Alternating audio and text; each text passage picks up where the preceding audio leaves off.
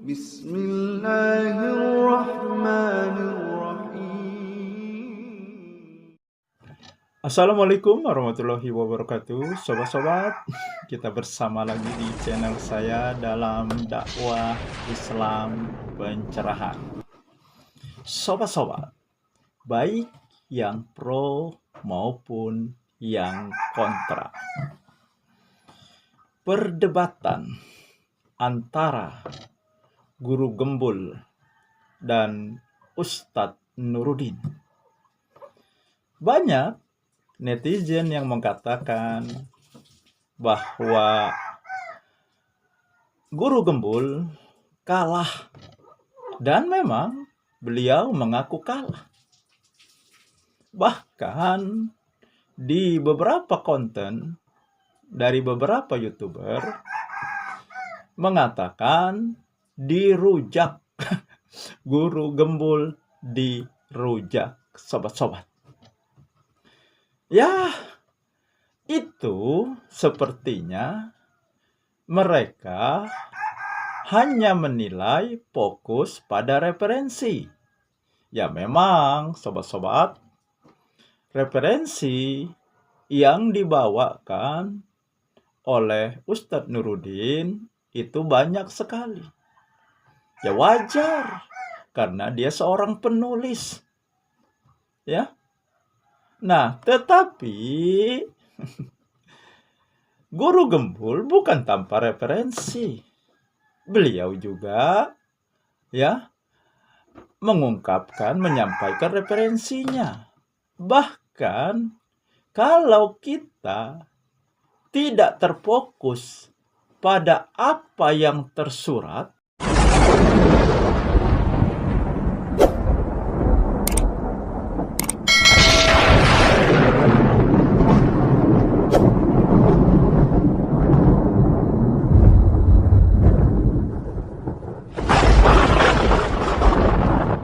ya artinya seperti misalnya Ustadz Nuruddin mengatakan pendapat si A di buku A. Nah, kalau tidak terfokus kepada hal-hal yang tersurat seperti itu, bahkan referensinya Guru Gembul itu Al-Quran. Ya, itu kalau kita tidak hanya terfokus pada yang tersurat, akan tetapi juga yang tersirat. Dan bagi saya, dan tentu saja beberapa netizen yang sependapat dengan saya, ya, Guru Gembul ini cuma kalah banyak referensi, bukan kalah dalam tema debat. Ya, hanya kalah dalam referensi, sobat-sobat. Nah, ternyata sobat-sobat, pendapat saya dan beberapa netizen yang sependapat dengan saya, ya,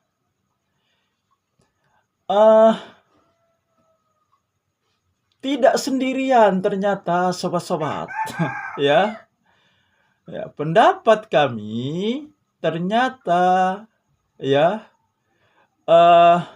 ada kesamaannya, atau katakanlah sependapat juga dengan kami, atau kami sependapat dengan beliau. Nah, siapakah orang tersebut? Yaitu Bapak Ade Armando. Ya, saya kira sobat-sobat semuanya, baik yang pro maupun yang kontra, sudah sangat kenal dengan beliau, karena wajahnya dalam beberapa diskusi, beberapa perdebatan ini kan sering muncul. Dan beliau seorang dosen. Ya. Nah, ternyata beliau sependapat dengan kami, ya, dengan saya dan para netizen yang sependapat dengan saya, ya, bahwa Guru Gembul tidak kalah. Ya, meskipun Bapak Ade Armando ini juga mengatakan tidak juga menang. Artinya Kalau mau disimpulkan, pendapat beliau draw lah. Ya, ya bahkan ya beliau mengatakan guru gembul ya dicaci maki karena menyampaikan kebenaran. Baiklah sobat-sobat, ya. Untuk lebih jelas dan lebih lengkapnya, ya kita simak saja bagaimana ya uh, Ade Armando, Bapak Ade Armando menilai debat antara Ustadz Nuruddin dan Guru Gembul. Nah, ini videonya sobat-sobat. Mari kita saksikan, kita simak bersama-sama. Pernah dengar nama Guru Gembul? Saya menganggapnya sebagai tokoh muda pencerah alam berpikir masyarakat Indonesia, terutama umat Islam Indonesia. Dia mengajak masyarakat untuk berpikir secara rasional, secara terbuka, secara kritis, secara pluralis. Karena keberaniannya bicara jujur dan terbuka itu, rasanya ada cukup banyak orang yang terganggu. Dan semakin banyak juga yang mungkin tersaingi karena popularitas guru ini memang semakin meningkat. Jumlah penonton video-videonya berada di atas angka 100.000 dan bahkan ratusan ribu per video. Dia juga sekarang lazim diundang berbagai podcast terkemuka. Tapi kini sedang beredar kabar yang tidak sedap mengenai dia. Guru Gembul diberitakan dirujak, dihabisi dalam arena diskusi. Saya ingatkan dari awal, Anda tidak perlu percaya atau buru-buru percaya dengan kabar itu ya. Tapi dia memang diceritakan tidak berkutik ketika hadir dalam diskusi dengan seorang ustadz bernama Muhammad Nuruddin, penulis buku dan pengasuh pondok pesantren Darul Arqam Tangerang.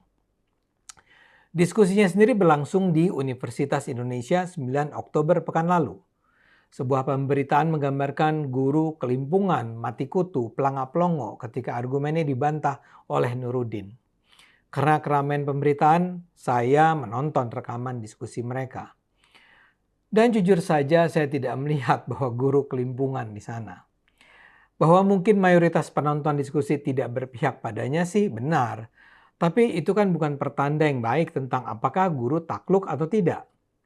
Tema debatnya sungguh menarik. Judulnya adalah, bisakah kesahihan akidah Islam dibuktikan secara ilmiah?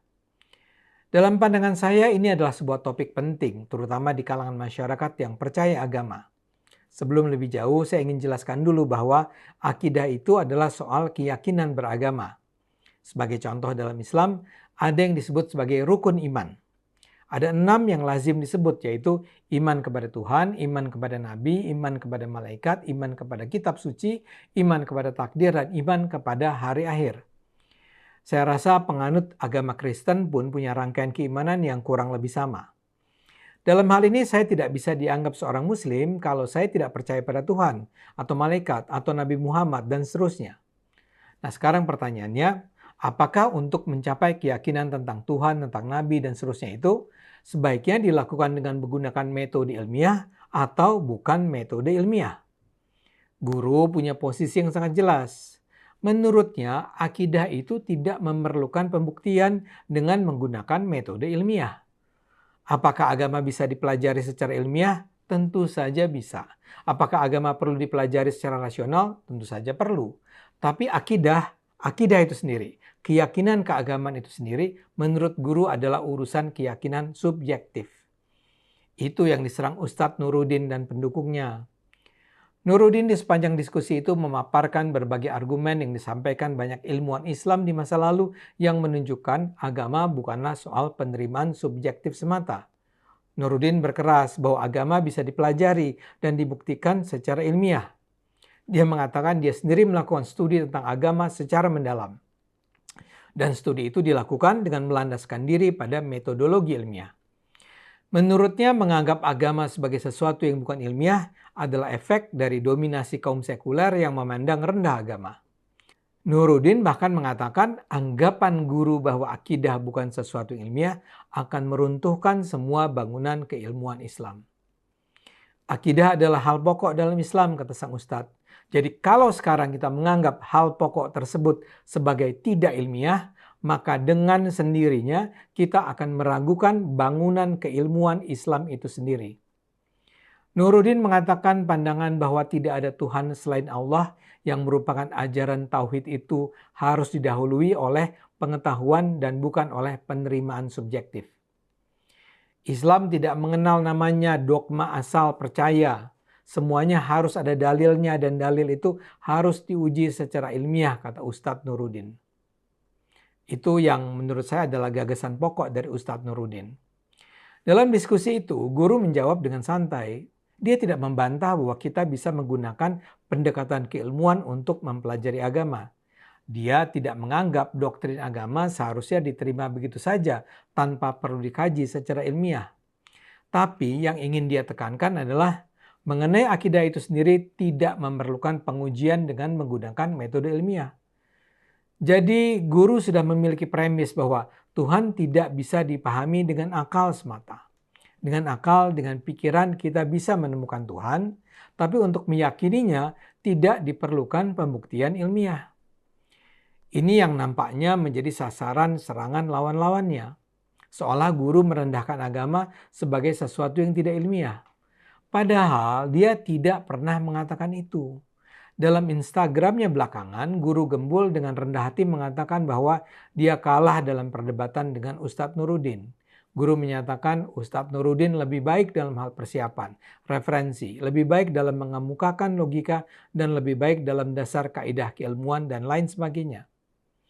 Itu menurut saya sekedar menunjukkan kerendahan guru. Karena pada kenyataannya, guru tidak pantas dikatakan kalah. Dan tidak perlu juga dikatakan menang karena diskusi semacam ini bukanlah urusan menang atau kalah.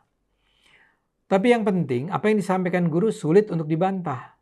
Dalam hal ini saya sepenuhnya setuju dengan argumen guru Gembul. Saya berharap Anda pun begitu. Jadi saya ulang sedikit ya. Akidah dalam Islam adalah istilah yang merujuk pada keyakinan dasar atau pokok-pokok iman yang harus dipegang teguh oleh setiap muslim. Akidah adalah fondasi kepercayaan dalam Islam dan menjadi dasar dari semua ajaran dan praktek agama. Tapi keyakinan dasar itu sendiri tidak memerlukan pembuktian ilmiah. Soal Tuhan, malaikat, nabi, kitab suci, takdir, dan kiamat semua tidak dapat diukur atau dibuktikan secara langsung melalui alat-alat ilmiah. Ilmu pengetahuan didasarkan pada metode observasi, eksperimen, dan pengulangan yang mengharuskan adanya bukti empiris yang bisa diuji. Sekarang bagaimana Anda melakukan pengujian empiris tentang Tuhan, atau kitab suci Taurat, atau tentang Jibril, atau tentang peristiwa Nabi Musa membelah lautan, atau peristiwa Nabi Adam dan Hawa di surga, atau kondisi kiamat, atau bahwa kemenangan Prabowo adalah sebuah peristiwa yang ditakdirkan Tuhan. Bagaimana Anda menguji itu semua secara ilmiah? Ingat ya, saya tidak mengatakan bahwa untuk memahami Tuhan, saya tidak bisa menggunakan akal dan alam pikiran saya. Seperti dikatakan guru, rasional tidak dengan sendirinya menjadi ilmiah. Rasional dikatakan ilmiah kalau ada bukti yang menunjukkan kebenaran pandangan rasional saya. Untuk menjadi ilmiah, saya harus menggunakan studi empiris. Disebut ilmiah kalau dia rasional sekaligus bisa dibuktikan. Mengenal Allah misalnya, ya harus didekati dengan wahyu ilahi. Saya sangat mencintai Tuhan karena ayat-ayat yang diturunkannya yang saya baca dalam Al-Quran. Tapi kalau Anda minta bukti empiris bahwa Tuhan itu ada, saya tidak bisa melakukannya. Saya sangat percaya bahwa Tuhan menciptakan bumi. Tapi tidak ada satupun bukti empiris yang menunjukkan bahwa bumi ini memang adalah ciptaan Tuhan. Saya tidak punya satupun bukti empiris bahwa ayat-ayat dalam Al-Quran itu memang datang melalui malaikat Jibril misalnya lagi. Saya tidak punya satupun bukti empiris bahwa malaikat itu ada dan bertemu dengan Nabi Muhammad. Saya tidak punya bukti empiris, tapi saya meyakini bahwa itu semua terjadi. Jadi ini soal keyakinan. Sebagaimana juga kalau Anda beragama Kristen, bagaimana Anda mungkin bisa membuktikan bahwa Yesus lahir dari Bunda Maria tanpa punya ayah? It doesn't make sense, kata sebagian orang. Tapi Anda dan saya meyakininya. Karena keyakinan, karena akidah. Kembali ke Guru Gembul. Saya rasa apa yang disampaikannya sepenuhnya bisa diterima. Tapi masalahnya memang hujatan dan cemoohan terhadap dia itu sebenarnya tidak datang dari penilaian objektif. Penyerangnya sih tidak suka aja, atau terganggu, atau cemburu dengan apa yang dilakukan guru selama ini. Karena itu kesempatan semacam itu langsung dimanfaatkan untuk membanting popularitas sang guru. Mas Guru Gembul, sabar ya. Hati kita memang harus selalu lapang saat menyuarakan kebenaran. Ayo gunakan akal sehat, karena hanya dengan akal sehat kita semua akan selamat. Sudah kita simak. Nah, jadi jelas ya dari apa yang disampaikan oleh Bapak Ade Armando, Guru Gembul tidak kalah. Ya. Nah, ini seorang ahli loh. Bukan kaleng-kaleng, orang yang kaleng-kaleng. Ya. Kelasnya nasional, mungkin juga internasional. Ya. Nah, berpendapat ternyata sama dengan kami, ya, bahwa Guru Gembul tidak kalah. Nah, itu saja sobat-sobat. Semoga ini menginspirasi dan mencerahkan. Nasrum minallahi wa batum qorib. Wassalamualaikum warahmatullahi wabarakatuh.